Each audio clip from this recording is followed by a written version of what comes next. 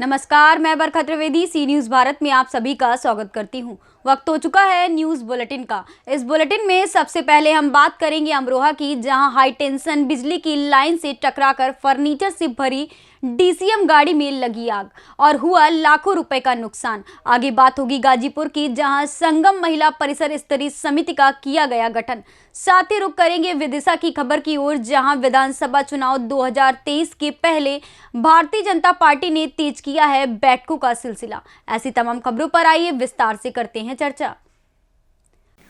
UP के अमरोहा में high tension बिजली की लाइन से टकराकर फर्नीचर से भरी डीसीएम गाड़ी में आग लग गई, जिसकी वजह से लाखों रुपए का नुकसान बताया जा रहा है कि यह गाड़ी का चालक दिल्ली से अल्मोड़ा जा रहा था, तभी अमरोहा में ये हादसा हो गया। आपको बता दें कि दिल्ली का रहने वाला दुर्गेश कुमार दिल्ली से गाड़ी चलाकर अल्मोड़ा के लिए जा रहा था। वो रास्ता भटक गया, जिसके बाद आज सुबह तड़के अमरोहा पहुंचा। अमरोहा नगर में कोतवाली के पास उसकी गाड़ी हाई टेंशन बिजली की तार से टकरा गई, जिसकी वजह से उसकी गाड़ी में आग लग गई और लाखों रुपए का माल सहित उसकी गाड़ी भी जलकर राख हो गई। दमकल की गाड़ियों ने आग बुझाने का प्रयास किया, लेकिन आग बुझने तक लाखों रुपए का नुकसान हो चुका था। दुर्गेश ने बताया कि वो दिल्ली का ही रहने वाला है और फर्नीचर लेकर अल्मोड़ा जा रहा था। क्या नाम है भैया आपका? मेरा नाम दुर्गेश कुमार है। कहाँ से? मैं दिल्ली से आ रहा था, माल लेके जा रहा था अल्मोड़ा। ये बीच में जो है तार था अमरोहा में, तार में टच हो गई गाड़ी, इसलिए जो है आग लग गई। और जो है फायर ब्रिगेड की गाड़ियाँ आई थी बुझाने के लिए, बुझा के गई हैं। कितने का नुकसान हुआ? नुकसान तो लाखों का है। गाड़ी पूरी जल गई है, माल पूरा जल गया है। किस समय की घटना है? 3:45 बजे के आस। तो इधर गलत रास्ते से कैसे आ गया? सर लोकेशन के थ्रू आ रहा था, मैं गलत रास्ते पे नहीं था, लोकेशन पे था। लोकेशन पे गूगल की मोबाइल लोकेशन थी जी, गूगल की मोबाइल लोकेशन थी। तो आप रहने वाले कहाँ से सर? दिल्ली के ही रहने वाले। तो यहाँ कहाँ जा रहे थे? अल्मोड़ा जा रहे थे। मोहल्ला मचट्टा जी, क्या मामला है जो आग लगी है यहाँ? बत्ती का तार नीचे लटक रहा है, सारे के सारे उस पर टचिंग हुई है गाड़ी, और उसमें तिरपाल रखा था, तिरपाल से ऊपर सब लेके जा रहा था। गाड़ी में क्या माल था ये? फर्नीचर था, फर्नीचर मतलब आस पास का था? फर्नीचर था, दूर का दिल्ली का था। मतलब रास्ता भूल गया था ड्राइवर। अच्छा, हाँ, रास्ता देखे, नेट पे देख के जा रहा था वो गाड़ी पे। तो यहाँ जो फंसी है गाड़ी किस वजह से फंसी? तार की वजह से, तार बिल्कुल नीचे है, तार ऊंचे होने चाहिए बिल्कुल। तो यहाँ कभी पहले ऐसा और हादसा 4-5 पहले हो चुके हैं, पहले भी हो चुके हैं। तो आपने इसकी शिकायत दी? हाँ, पहले भी हो चुके हैं। मेन रोड है ये कोतवाली का। क्या नाम है आपका? निज़ाम। क्या मामला है यहाँ जो आग लगी और कहाँ से हैं? सर मचट्टे से ही है सर। ये जो तार है ना, ये इसमें ये नीचे है बहुत, इसमें फॉल्ट होता रहता है, कई बार हादसे हो चुके हैं सर। ये तार कई बार लोगों ने कंप्लेंट भी की, ये तार ऊँचे होते नहीं है। बिजली विभाग वाले से कई बार कंप्लेंट की है, इसको कोई कार्रवाई नहीं होती। अभी आए दिन मतलब हादसे होते रहते हैं। इंतजार कर रहे थे। गाड़ियाँ आती रहती है, जो गाड़ी है, जिस गाड़ी वाले को पता होता है बंदे को आता रहता है, वो तो पीछे ले लेता है। जो नया बंदा है उसको क्या पता गाड़ी का या तारों का। तो ये गाड़ी यहाँ कैसे आई? ये सर रास्ता ये भटक गया था, इसने लोकेशन पे डाली थी, लोकेशन वो बता रहा था बड़े बाजार की, और वो लोकेशन के दिल्ली से आया नया बंदा था, दिल्ली से आई थी गाड़ी। चक्कर ये था, फर्नीचर था गाड़ी में। ये गाड़ी में आग लगी है इस तारों की वजह से। ये तार काफ़ी नीचे है, दिल्ली से गाड़ी आ रही थी, इसमें आग लग चुकी है फर्नीचर के। कम से कम 5-6 सेट थे फर्नीचर के नए। वो गाड़ी वाला रास्ता भटक गया लोकेशन के हिसाब से, वो बड़े बाजार से आ रहा था। बस में भी लगी थी, बस में भी लग चुकी है पहले यहाँ पर गाड़ी आई थी। हाँ, पहले भी आई थी गाड़ी। अमरोहा से सी न्यूज़ संवाददाता गौरव श्रीमाली की रिपोर्ट। खबर देवरिया से है, जहां मुख्यालय के भटवालिया बिजली विभाग के वर्कशॉप में भीषण आग लग गई। इस वर्कशॉप में ट्रांसफार्मर के ठीक करने का काम किया जाता है। आग सुबह तकरीबन 8 बजे लगी। आग की सूचना मिलते ही बिजली विभाग के अफसरों में हड़कंप मच गया। आनन फानन में आधा दर्जन दमकल गाड़ियां मौके पर पहुंच गई। आग बुझाने का कार्य अभी भी चल रहा है। भटवालिया वर्कशॉप में ट्रांसफार्मरों का तेल रखा गया था, साथ ही स्क्रैप रखा गया था, उसी में ये भीषण आग लगी है। आग लगने का कारण अभी प्राथमिक स्तर से शॉर्ट सर्किट बताया जा रहा है, लेकिन बिजली विभाग के अफसर जांच करने में जुटे हुए हैं। जैसे आग लगी है, कितने दमकल की गाड़ियाँ हैं, क्या इस्तेमाल है? देखिए वर्कशॉप है जो ट्रांसफार्मर रिपेयर करता है, जनपद देवरिया में वर्कशॉप है। ये जो भी ट्रांसफार्मर जले आते हैं यहाँ पर रिपेयर होते हैं, उसके बाद फिर लगते हैं। इसी में सुबह 7:45 बजे सूचना मिली कि आग लग गई है, तो जानकारी प्राप्त किया तो हुआ कि भाई अंदर आग लगी है। तो तत्काल जो है बताया गया फायर फाइटिंग को, फायर फाइटिंग वाले भी आ गए कि 4-5 गाड़ियाँ यहाँ पर हैं, तो आग को लोगों ने कंट्रोल कर लिया है। इसमें चूँकि जो तेल ट्रांसफार्मर के दौरान, जो रिपेयर के दौरान तेल जो गिर जाते हैं फर्श पर, वो तेल फैल जाते हैं, उन्हीं तेलों में आग पकड़ी हुई है। ऊपर स्क्रैप रखा हुआ है, आग नीचे है, तो पानी लोग मार रहे हैं, तो कंट्रोल हो गई आग, धुआं उठ रहा है। आग लगने का कारण क्या है? ये तो अभी जांच करना पड़ेगा आग लगने का कारण क्या है, तो देखने पर हो जाए तो उसे देखा जाए। में संभावना ज़्यादा शॉर्ट सर्किट की उम्मीद है, लेकिन अब इसमें लापरवाही अभी कुछ नहीं कहा जा सकता भाई, क्योंकि वर्षा में काम बंद था, कोई हो नहीं रहा था, कोई कर्मचारी भी नहीं था। एक्सीडेंट साहब कहाँ हैं सर? ऐसा अभियंता इनके गोरखपुर में है, वो अभी सूचना मिली कि आ रहे हैं रास्ते में मुदित तिवारी। का नुकसान होगा? अब नुकसान वही बताएंगे एक्शन साहब। नुकसान तो विशेष इनका है नहीं, क्योंकि वो तेल तो स्क्रैप टाइप रहता, वही तेल है। इसके कुछ कॉइल वगैरह जो बना के रखे हैं ट्रांसफार्मर के लिए, उसकी नुकसान की संभावना यहाँ है। के जो एक्सीडेंट साहब हैं, क्या इनको यहाँ पे नहीं रहना चाहिए? क्या मुख्यालय छोड़ के गए? एक्चुअली क्या करना अब देखिए उसमें इनके कई चार्ज, और कुशीनगर भी चार्ज इनके हैं, यहाँ भी चार्ज है, तो वर्षाप का एक्शन एक ही होता है पूरी जोन में। गोरखपुर का चार्ज नहीं है? गोरखपुर का भी यही देखते हैं, जोन का चार्ज एक ही एक्शन होता है। यहाँ पर SDO रहते हैं और अभियंता रहे, दोनों लोग मौजूद हैं यहाँ मौके पर। आपका शुभ नाम सर? GC यादव, अधीक्षण अभियंता, विद्युत वितरण मंडल देवरिया। देवरिया से सी न्यूज़ संवाददाता ज्ञानेंद्र नाथ मिश्र की रिपोर्ट। खबर गाजीपुर के सैदपुर तहसील अंतर्गत ग्राम सभा विक्रमपुर उचौरी में CLF का गठन किया गया। CLF गठन से शासन द्वारा डायरेक्ट धनराशि CLF के खाते में आती है, जो कि ग्राम संगठनों और समूह के खाते में स्वयं सहायता समूह को भेजी जाती है। इसके साथ ही शासन द्वारा जो अनेक योजनाएं चलाई जाती हैं, वो आजीविका मिशन के माध्यम से CLF द्वारा ही संचालित होती है। महिलाओं को अनेक प्रकार का प्रशिक्षण सेल्फ कराता है, हरवा गतिविधि कराई जाती है, जिससे उत्तर प्रदेश राज्य ग्रामीण आजीविका मिशन से जुड़ी समूह की महिलाओं को आर्थिक रूप से मजबूत किया जा सकेगा।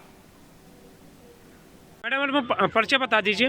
मेरा नाम आरती चौहान है, मैं भैरवपुर ग्राम उचौरी जिला गाजीपुर की रहने वाली हूँ। मेरे समूह का नाम माँ गंगा आजीविका स्वयं सहायता समूह है, जिसमें मैं अध्यक्ष पद पर कार्यरत हूँ। मेरे संगठन का नाम माँ लक्ष्मी महिला ग्राम संगठन है, उसमें मैं अध्यक्ष पद पर कार्यरत हूँ। मेरे CLF का नाम संगम संकुल स्तरीय समिति है, जिसमें मैं अध्यक्ष पद पर कार्यरत हूँ। तो ये जो आपको ट्रेनिंग दी गई है, किस तरह की ट्रेनिंग थी, आप कुछ बताएंगे? जी, ये ट्रेनिंग थी जैसे कि महिलाएं जो गांव में हैं अपने, वो अपनी आजीविका को उसमें 10 रुपया या अपनी आजीविका कैसे बढ़ा सकती हैं, उसमें अपने गरीबी से बाहर कैसे निकल सकती हैं। अगर वो घर में रह के घर का काम भी और बाहर में भी कुछ 2 पैसा कमाना चाहती हैं, तो वो कैसे कर सकती हैं, यही सारी चीज़ें हमें समूह के तहत सिखाई जाती हैं। तो यह ट्रेनिंग कितने दिन की थी आपकी? 10 दिन। तो इसमें ट्रेनिंग में आप 10 दिन में समूह कैसे चलाया जाता है, इसमें समूह में कितनी महिला रहती है? एक समूह में कम से कम 10 महिला रहेंगी और ज़्यादा से ज़्यादा 15। तो इस समूह से मतलब जब आपको सरकारी द्वारा इतना फ़ायदा है, तो इसमें फ़ायदा में आपको क्या मिलता है? जैसे पहला तो फ़ायदा ये है कि पहले जहाँ हम लोग घर पे रहते थे, घर किसी तक सीमित थे, वहाँ गांव के 10 लोगों को जानते हैं। वो 10 लोग मिल के 10-10 रुपये अगर इकट्ठा कर रही हैं, तो अगर किसी को किसी दिन 100 रुपये की ज़रूरत है, तो जो 10 रुपये दिया है उसे भी समय पे 100 रुपये मिल सकता है, क्योंकि बाकी 10 लोगों ने 10 रुपये दिया है। पहला तो ये है कि हमें जब भी ज़रूरत पड़ जाती है, अगर अकस्मात कोई घटना हो गई और हमारे पास उतनी बचत नहीं है जिससे ज़्यादा हमें ज़रूरत है, तो वो भी समूह के तहत होने से हमें मिल सकता है। आपका ये संगठन में कितनी महिला हैं? मेरे संगठन में 5 समूह हैं। तो इसमें ये जो है ट्रेनिंग किसको किसको पद कितने जन को मिला है? 5 पदाधिकारी हैं। आपको कौन से पद मिला है? अध्यक्ष। क्या नाम है आपका? हमारा नाम सोनम है। आप कौन से पद पे हैं इस समय? इसमें हम सर उपाध्यक्ष हैं। कौन सी जिले में हैं? गाजीपुर जिला में। कौन सा ब्लॉक कौन सा पड़ता है आपका? सैदपुर। क्या नाम है आपका? बिंदु देवी। क्या पद मिला है आपको? सचिव। ये पद सचिव का पाके आप क्या लोगों को क्या भलाई कर सकती हैं? रोजगार करा सकते हैं सर। क्या नाम मैम आपका है? हमारा नाम बबीता है। कौन सा पद मिला है आपको संगठन में? कोषाध्यक्ष। अच्छा, कोषाध्यक्ष में मतलब आपको यह समूह कितने दिन से चला रही हैं? कितने दिन में समूह से कितने दिन से जुड़ी हैं आप? साल भर। क्या नाम मैम आपका है? लक्ष्मी नाम। कौन सा पद मिला आपको? उप सचिव। यह उप सचिव का जो पद मिला आपको है, इस समूह में कितने दिन से हैं? 2 साल से। क्या समूह के कुछ बारे में क्या जानकारी क्या क्या मिला है आपको, बताइएंगे कुछ? जी सर। बताइए। जी सर, हमारे समूह से ऐसा मिला है हमें कि हमारी महिलाएं जो हैं, कभी कभी होता है कि उनको पैसा नहीं मिलता है, कहीं इधर उधर जाती है साहूकारों से लेने के लिए, तो बल्कि उनको न देकर वहाँ से नहीं मिलता तो हमारे यहाँ आती हैं, तो उनका हम लोग उनकी सहायता करते हैं। इससे वो महिलाएं ज़्यादातर बहुत खुश होती है कि आज हमारे 10-10 रुपये की बचत से हमारा इतना बड़ा काम हल हुआ है।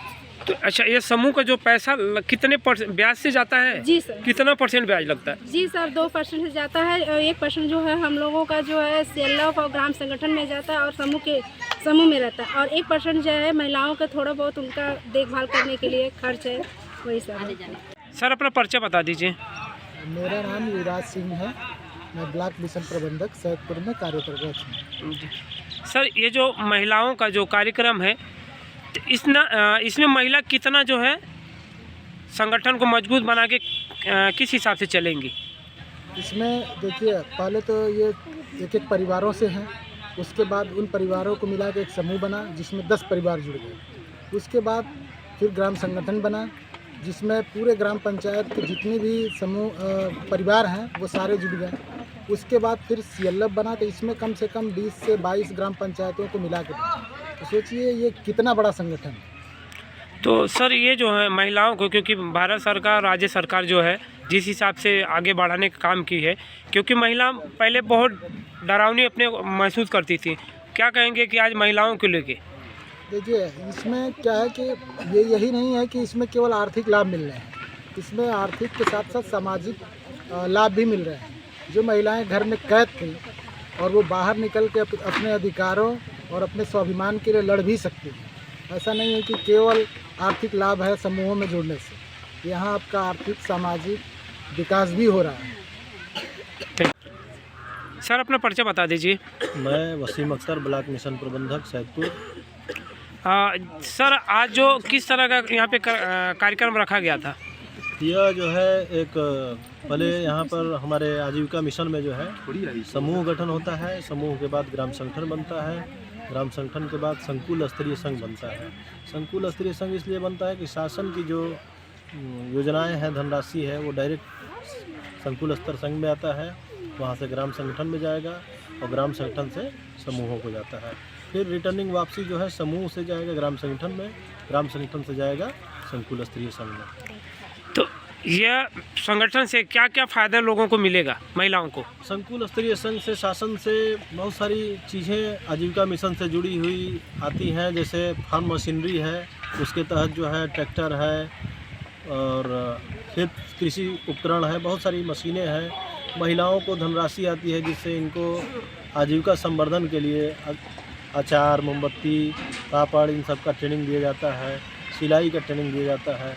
समस्त वो गतिविधियां की जाती हैं जिससे महिलाएं अपने आजीविका संवर्धन को मजबूत कर सकें। तो यह ट्रेनिंग इन लोगों को कितने दिन की दी गई थी? हर ट्रेनिंग अलग अलग होता है, वो हमारा संकुल स्तरीय संघ और RCT होता है जिला मुख्यालय पर, इन दोनों के संयुक्त तत्वाधान में होता है।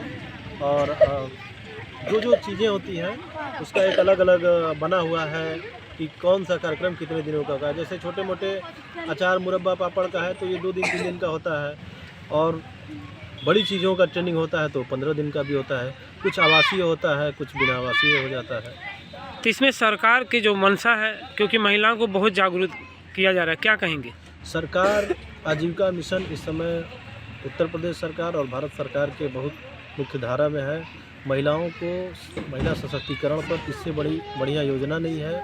इससे जुड़कर गरीब महिलाएं समूहों के द्वारा धनराशि लेकर आर्थिक रूप से मजबूत हो रही हैं। बकरी पालन, मुर्गी पालन, पोखरे में जो है मत्स्य पालन, सिलाई, कढ़ाई, प्रशिक्षण के द्वारा विद्युत सखी, समूह सखी, बैंक मित्रा, बहुत सारे छोटे छोटे कैडर, नरेगा मेट समूह की महिलाओं को रखा जा रहा है, जिससे इनके आय में संवर्धन हो रहा है। गाजीपुर से सी न्यूज़ संवाददाता श्याम भवन चौहान की रिपोर्ट। झांसी में आज झांसी मीडिया क्लब के तत्वावधान में अध्यक्ष मुकेश वर्मा के नेतृत्व में दर्जनों पत्रकारों ने मंडलायुक्त के माध्यम से राज्यपाल और मुख्यमंत्री को ज्ञापन भेजकर बताया कि जनपद ललितपुर में विगत दिनों पत्रकारों पर बगैर विवेचना अथवा जांच किए पुलिस मुकदमे दर्ज कर रही है। विगत दिनों एक निजी दैनिक समाचार के bureau chief doctor Sanjeev Bajaj, पत्रकार ब्रजेश दस्य तिवारी, पत्रकार सौरभ गोस्वामी, पत्रकार संजय ताम्रकार पर विभिन्न धाराओं में मुकदमे दर्ज किए गए, जो कि बेबुनियाद हैं। यदि पत्रकार किसी सरकारी कर्मचारी के विरुद्ध समाचार लिखता है तो उस पर मुकदमा दर्ज होना अनुचित है। इससे पत्रकारों में रोष व्याप्त है। झांसी मीडिया क्लब ने चेतावनी दी है कि शीघ्र ही इस मुकदमे को वापस लिया जाए। साथ ही नए मुकदमे को वापस नहीं किया गया तो झांसी के पत्रकार आंदोलन के लिए बाध्य होंगे। देखिए, लगातार प्रदेश में पत्रकारों का उत्पीड़न जारी है और मुख्यमंत्री के आदेश के बावजूद भी बिना जांच किए पत्रकारों पर मुकदमे दर्ज किए जा रहे हैं और पत्रकारों से संबंधित जो भी मामले हैं पत्रकार लेकर के प्रशासन के पास जाते हैं तो उन पर कोई कार्रवाई नहीं की जाती है। इससे पत्रकार बड़े परेशान हैं। और ललितपुर में ऐसा ही मामला आया कि पत्रकार द्वारा जब वहाँ पे नौकरी के मामले में फर्जीवाड़े का खुलासा किया तो इसके बाद वहाँ पे उनके खिलाफ मुकदमा दर्ज करा दिया गया। और ये स्थिति है कि कोई भी आदमी निष्पक्ष पत्रकारिता नहीं कर पा रहा है और मुख्यमंत्री के आदेश होने के बावजूद भी रातों रात मुकदमा कायम करा दिया गया। अब पूरे परिवार को उत्पीड़ित किया जा रहा है। ललितपुर में पत्रकार धरने आंदोलन पर बैठे हुए हैं। उनके समर्थन में झांसी में आज ज्ञापन दिया गया है और ललितपुर से जैसा भी आंदोलन का आह्वान होगा झांसी उसके साथ में है और हम लोग कंधे से कंधा मिला करके संघर्ष करेंगे। मामले को लेकर ज्ञापन हम लोगों ने मंडलायुक्त महोदय के माध्यम से राज्यपाल महोदय को ज्ञापन सौंपा है, जिसमें हमारी मांग है कि ललितपुर में हमारे एक प्रेस क्लब के महामंत्री हैं, उनके खिलाफ एक फर्जी मुकदमा लिख दिया गया है। वो मुकदमा इसलिए लिखा गया है क्योंकि जिला पंचायत में वहाँ पर एक कोई बाबू हैं जो फर्जी कागज़ों के आधार पर नौकरी कर रहे हैं, जिसका उन्होंने खुलासा किया, लगातार उनकी खबरें छापी हैं। इससे द्वेष भावनापूर्ण उन्होंने पुलिस से मिलकर बिना जांच पड़ताल किए फर्जी मुकदमा लिख दिया। हमारी मांग ये है कि मुकदमा निरस्त किया जाए, पूरे प्रकरण की जाँच कर उस बाबू के खिलाफ कठोर कार्रवाई की जाए। अगर सुनवाई नहीं होती है तो आगे क्या कदम होगा? आगे अभी हमारा ललितपुर के जो पत्रकार हैं उन लोगों का अनिश्चितकालीन धरना चल रहा है वहाँ पे। आज हम लोगों ने यहाँ पे चेतावनी दी है, अगर मुकदमा निरस्त नहीं होगा तो बड़ा आंदोलन करेंगे। ब्यूरो रिपोर्ट, सी न्यूज़ भारत। विधानसभा चुनाव 2023 के आने में काफ़ी समय है, लेकिन भारतीय जनता पार्टी के कार्यकर्ता और संगठन के लोग अभी से अपने मतदान केंद्रों को मजबूत करने में जुट गए हैं। इसी के तहत भारतीय जनता पार्टी नगर मंडल सिरोंज की वार्ड क्रमांक 14, 15, 16 के मतदान केंद्रों के कार्यकर्ताओं की एक आवश्यक बैठक वार्ड क्रमांक 16 में संपन्न हुई। बैठक का संचालन भाजपा के वरिष्ठ नेता और पार्षद तोषमणि पंथी ने किया। वहीं मुख्य अतिथि के रूप में भारतीय जनता पार्टी के वरिष्ठ नेता पूर्व नगर मंडल अध्यक्ष रमेश यादव ने कार्यकर्ताओं को संबोधित किया। बड़ी संख्या में कार्यकर्ता मौजूद रहे एवं सभी कार्यकर्ताओं का आभार व्यक्त नगर पालिका अध्यक्ष मनमोहन साहू ने किया। विदिशा से सी न्यूज़ संवाददाता अरबाज की रिपोर्ट।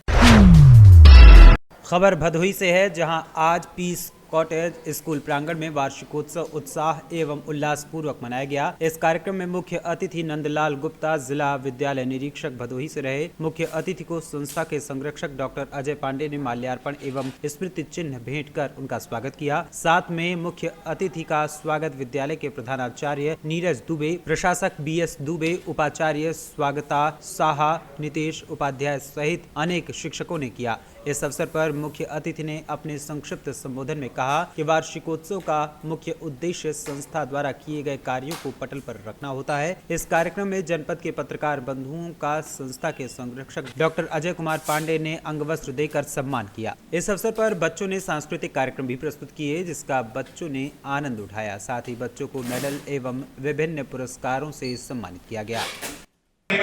स्वीकार किया अपने पूरे पीस कॉटेज स्कूल की तरफ से उनका स्वागत करता हूँ, अभिनंदन एवं वंदन करता हूँ। ये प्यारे से करने वाले बच्चे आपको इस प्रांगण में पाकर के गदगद। विद्यालय के इतिहास रहा है कि जब से विद्यालय प्रारंभ हुआ है तब से मेरे विद्यालय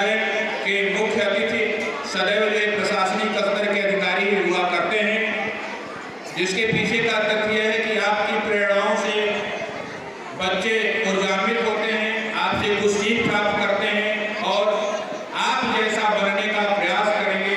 इसीलिए मेरा ये हेतु रहता है कि अधिकारी आएंगे तो बच्चों के बीच उनका एक उस पद पर पहुंचने का एक अनुभव होगा, उन अनुभवों के सहारे कुछ न कुछ जीवन में बन सकेंगे। ऐसा मेरी निष्ठा आपके प्रति रहती है। आपका मैं इस प्रांगण में संक्षिप्त उद्बोधन के साथ स्वागत कर रहा हूं, जिसके पीछे का कारण भी मैं जानता हूं कि आप आज माननीय जिलाधिकारी महोदय के साथ आपकी एक बैठक है, आपसे कुछ ही देर बाद आपको वहां उपस्थित होना है। इसलिए मैं इन्हीं शब्दों के साथ अपनी वाणी को विराम देता हूं कि तुम हमसे अलग जब वयम हो गए, तुम हमसे अलग जब वयम हो गए, कर्म से सत्पुरुष को स्वयं हो गए, सतपथ के पथिक जो रहे उम्र भर वो सत्यम शिवम सुंदरम हो गए। भदोही से सी न्यूज़ संवाददाता नितेश उपाध्याय की रिपोर्ट। खबर बुलंदशहर से है, जहां घर में एलानिया कट्टा तमंचा बनाने का वीडियो सोशल मीडिया पर वायरल हो गया।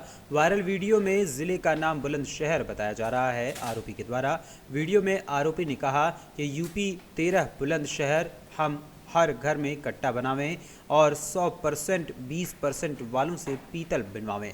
आरोपी अंकुश ठाकुर ने अपने फेसबुक अकाउंट से वायरल किया है ये वीडियो। पुलिस के इकबाल को चुनौती देने वाला ये वायरल वीडियो है। बुलंदशहर से सी न्यूज़ संवाददाता नितिन सिंह राजपूत की रिपोर्ट।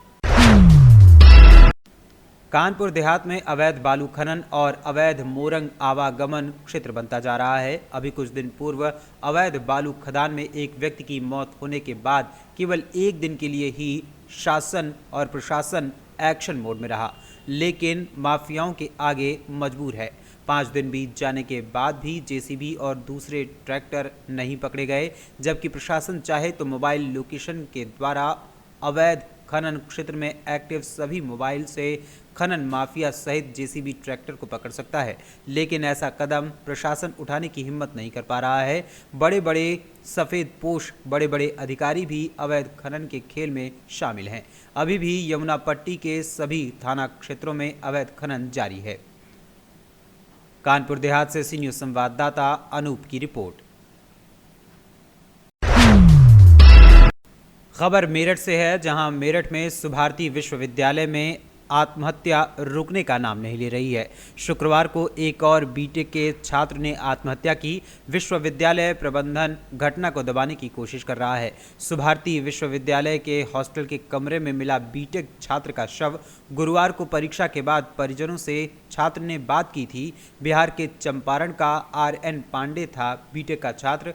पुलिस ने शव को कब्जे में लेकर पोस्टमार्टम के लिए भेज दिया है। पहले भी एक छात्रा ने सुभारती की बिल्डिंग से कूदकर जान दी थी। मेरठ से सी न्यूज़ संवाददाता नवनीत कुमार की रिपोर्ट। खबर संभल से है, जहां ग्राम पंचायत में बनाए गए सामुदायिक शौचालय में लटक रहे ताले शोभा बढ़ा रहे हैं। जुनावई क्षेत्र के गांव रामनगर, टप्पा वैश्य और खेरक बारी का ये पूरा मामला है। सरकार की मंशा के अनुसार प्रत्येक ग्राम पंचायत में सामुदायिक शौचालय का निर्माण कराया गया है, लेकिन अभी भी विकास खंड जुनावई में लगने वाली ग्राम पंचायत ऐसी है जिसमें सुलभ शौचालय केवल देखने के लिए ही खड़े किए गए हैं। गेट पर ताले पड़े रहते हैं। हफ्तों में एक बार खोला जाता है, फिर उस पर ताला जड़ दिया जाता है। इस समस्या को लेकर जब ग्रामीण से बात की गई तो उन्होंने बताया कि हफ्ते भर में 1 या 2 बार खुलता है, या फिर कभी कभी महीने भर बाद ये ताला खुलता है, फिर तुरंत उसमें ताला डाल दिया जाता है। जब शौचालय खुलेगा ही नहीं तो गांव के स्त्री पुरुष खुले में शौचालय के लिए जाएंगे ही। अगर जमीनी स्तर पर देखा जाए तो ग्राम पंचायतों में बने सामुदायिक शौचालय में हजारों रुपए की लागत से तैयार किए गए सामुदायिक शौचालय केवल बनकर ही खड़े किए गए। न तो उसमें पानी की व्यवस्था है, न तो उसमें साफ सफाई की कोई उपयुक्त वस्तुएं रखी गई हैं। उनका इस्तेमाल ग्रामीण नहीं कर पा रहे हैं। तमाम सरकारी पैसे का बंदरबाट संबंधित अधिकारियों की मिलीभगत से किया जा रहा है। क्या नाम है आपका? कहाँ के रहने वाले हो? अच्छा, ये आपके ग्राम सभा में सामुदायिक शौचालय बना हुआ है, ये खुलता है कभी? कभी कभी आते हैं, झाड़ू लगा जाते हैं, सफाई करके खोलते हैं, थोड़ी बहुत देर फिर चले जाते हैं। कभी कभी, रोज नहीं खुलता? रोजाना ना होता है। यहाँ पे कोई साफ सफाई करने वाली आती है नहीं आती है? साफ सफाई वाली ना लगी है कोई लगाई नहीं है, सफाई करके जाते हैं, खोलते हैं आगे। मतलब महीने में एक बार तो खुलते होंगे शायद ना, 100-2-3 दिन बाद खोलते हैं, वैसे सफाई कर जाते हैं। अच्छा, दो तीन दिन बाद खोलते हैं, उसके बाद ताला लगा के चले जाते हैं। सफाई कर जाते हैं। क्या नाम है आपका? कहाँ के रहने वाले हो? अच्छा, ये सामुदायिक शौचालय बना हुआ है, ये खुलता है कभी? नहीं खुलता कभी? अच्छा भाई, कभी का खुलता है, 8 दिन में एक बार खुल जाता है, ना बंद रहता है। ठीक। क्या नाम है आपका? नीरज। आप कहाँ की रहने वाली हैं? रखवारी। ये सामुदायिक शौचालय बना हुआ है, खुलता है कभी क्या? जे ना खुलता कबू, ये तो बंद रहते हैं। तो इसकी साफ सफाई होती है कभी? साफ सफाई होती ना है, आवत ना साफ सफाई कहाँ हो ना, जो खुले कभी नहीं खुलता ये? कभी ना खुलता है। संभल से सी न्यूज़ संवाददाता LK भारद्वाज की रिपोर्ट। फिलहाल के लिए इस न्यूज़ बुलेटिन में बस इतना ही। देश दुनिया की तमाम खबरों के लिए देखते रहें सी न्यूज़ भारत। हर खबर आपके साथ, आपके हाथ।